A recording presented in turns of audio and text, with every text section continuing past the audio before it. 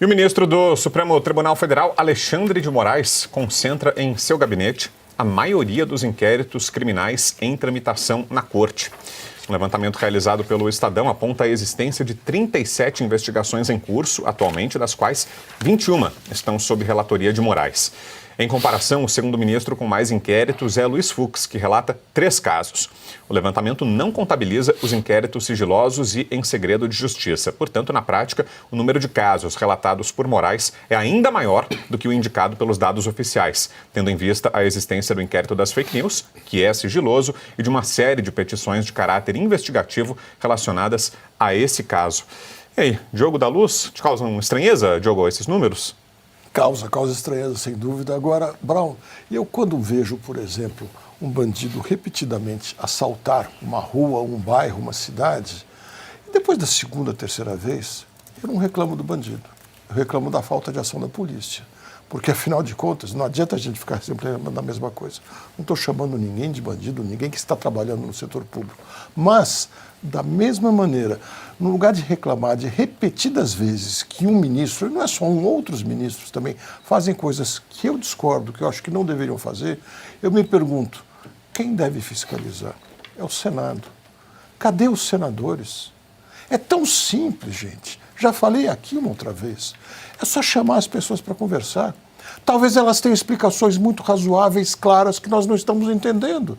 Então chame elas para conversar em público. Faça um interrogatório aberto, transparente, para que todos nós possamos ouvir e encontrar as devidas explicações e dar o aplauso à pessoa. Ou, se não houver explicações, o devido corretivo tem que ser aplicado imediatamente, independendo de quem seja. O Senado precisa sair dessa leniência. E mais, o Congresso como um todo precisa discutir de uma vez por todas a importância, a relevância e a legalidade e, se não, mudar as regras para que não haja mais tantas decisões monocráticas. Porque senão elas vão continuar acontecendo. Não é só por causa de fulano ou de beltrano. É a oportunidade. Aquele ditado que diz a ocasião faz o ladrão. Não acho exatamente assim, porque o ladrão espera a ocasião, mas aproveita da ocasião. Portanto, acho mais do que nunca que nós temos que cobrar o Senado e o Congresso para olharem essas questões, enfrentarem e buscarem soluções. E você, Bela, como analisa essa concentração de casos nas mãos do ministro Alexandre de Moraes? Olha, a gente vive uma época de anti-heróis, né? Anti-heróis, a gente tem percebido isso. E o Vossa Excelência, o ministro Alexandre de Moraes, ele está protagonizando, né, na verdade, a imagem de um super juiz. Mais de 50% desses inquéritos estão sendo analisados por ele, pelo gabinete dele. Isso emperra, na verdade, os resultados, porque são 5 anos no mínimo agora para resolver. É a média que está acontecendo lá no gabinete dele, né? E aí, quando a gente para pensar no STF, eles têm 30 mil processos no seu acervo hoje, né? 30 mil processos para 11 ministros. Então, se a gente verificar, é quase 3 mil processos, né? 2 mil e poucos processos para cada um dos ministros analisarem.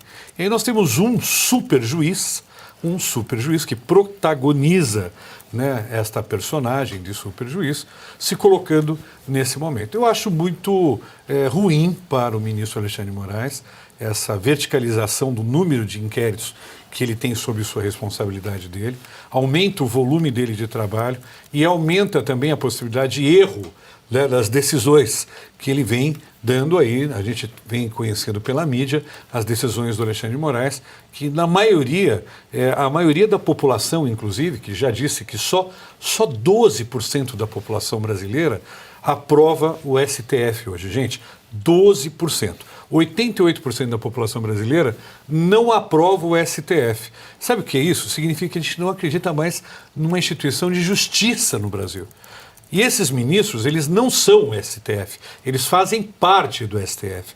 O STF é uma instituição brasileira que está acima das pessoas que fazem parte ali do STF. Então é uma vergonha, é lamentável que isso esteja acontecendo.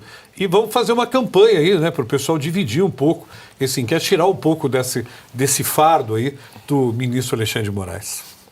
Pois é, né, Nogueira? E tudo isso custa muito caro, né? É importante dizer isso, né? Para além da interpretação política, tem uma questão estrutural aqui que é levantada, né, a partir de uma informação como essa. Como o Brasil gasta dinheiro com o judiciário, é um dos judiciários mais caros do mundo. Estava vendo aqui a notícia de junho de 2024 do próprio Supremo Tribunal Federal comemorando que a Corte alcançou em junho de 24, segundo o presidente Luiz Roberto Barroso, o menor acervo processual dos últimos 30 anos. Mas esse menor acervo é de 22 mil. Então tem 22 mil processos na fila do Supremo Tribunal Federal, isso em junho de 24, não sei se esse número subiu ou caiu, mas tomada essa cifra já é algo estarrecedor, né? Então a Suprema Corte do país tem 22 mil processos na fila.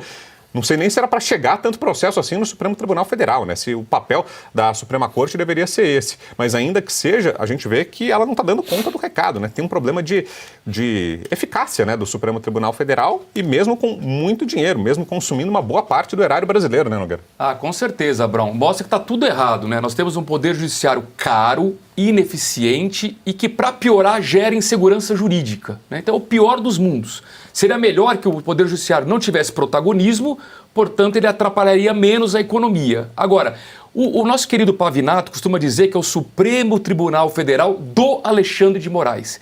E esses números que você trouxe, Brown, são estarrecedores. Se ele tem 21 inquéritos, era o relator de 21 inquéritos de um total de 37, mostra que ele sozinho é mais da metade do Supremo Tribunal Federal. Né? Ou seja, ele está pegando para ele mesmo, para si mesmo, um protagonismo absurdo, completamente inaceitável, sendo que boa parte desses inquéritos ele é vítima.